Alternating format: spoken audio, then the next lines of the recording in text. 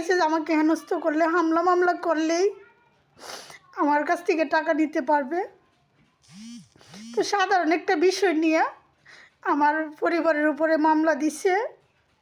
তো আমি কখনো চাই নাই পাবলিক পেজে আমি আমার পরিবারের বিষয়ে, আমার সাথে, আমার পরিবারের সাথে কি হয়েছে, কেন তো তাড়াতাড়ি সৌদি আরব থেকে আমার এক কাপড়ে আসতে হইলো। তো এখন ভাবতেছি আপনাদের সাথে শেয়ার করাটা খুব দরকার। হ্যালো গাইস, আসসালামু আলাইকুম। সবাই কেমন আছেন? আমি সৌদি প্রবাসী হেলেনা ইসলাম। তো আসলে আমার উচিত আপনাদের সাথে শেয়ার করা, যেহেতু আমি অনলাইনে অ্যাক্টিভ আছি।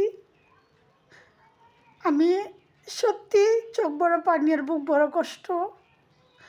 প্রত্যেকটা প্রবাসী মানুষ, প্রবাসী বোন ভাই, প্রত্যেকটা প্রবাসী আমরা দেশে মনের উৎসাহ, মনের শান্তি, ব্যাগ ভরা মার্কেট নিয়ে দেশে আসি। কিন্তু আপনারা সবাই জানেন যে আমি এক কাপড়ে সৌদি আরব থেকে আসছি।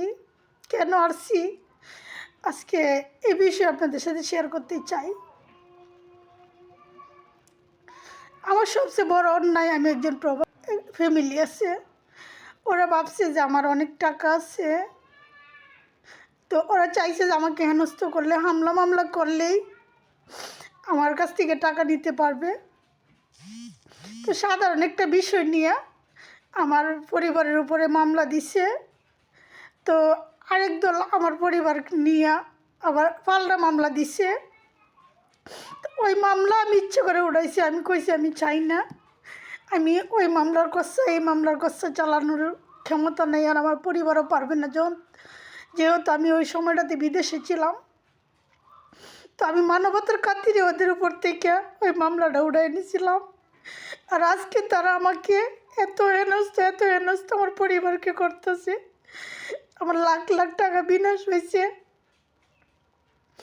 আমি দীর্ঘ 9 বছর প্রবাসে থাইকেও এখনও আমি লাখ লাখ টাকা ঋণগ্রস্ত আছি। শুধু তাই না, আমার প্রবাসে যাওয়াটাও অলরেডি ক্যান্সেল হয়েছে।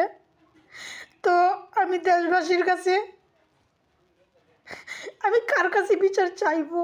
কে আমার বিচার করবে? আমার না আছে কোনো আত্মীয় স্বজন, না আছে কোনো বড় আইনজীবী, না আছে কোনো আমার মাথার উপরে কোনো ছায়া নাই। আমি বিচার চাইবার মতো কোনো জায়গা নাই।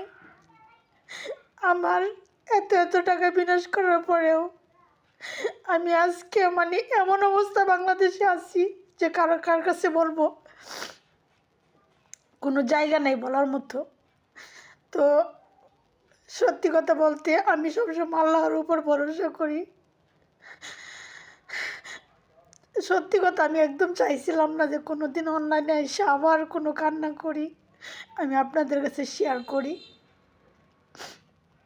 তো আমি কি করব আমি জানি না।